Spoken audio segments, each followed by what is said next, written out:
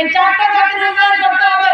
প্রথম জাতি হচ্ছে আমাদের কৃষক, দ্বিতীয় হচ্ছে আমাদের শ্রমিক, আমাদের গরিব যারা দরিদ্র রয়েছে তারা, তৃতীয় হচ্ছে আমাদের যুবক, চতুর্থ হচ্ছে আমাদের মহিলা।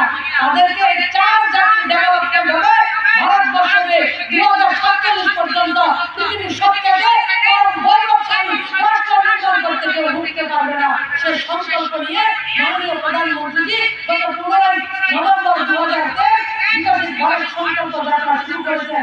তাই আমার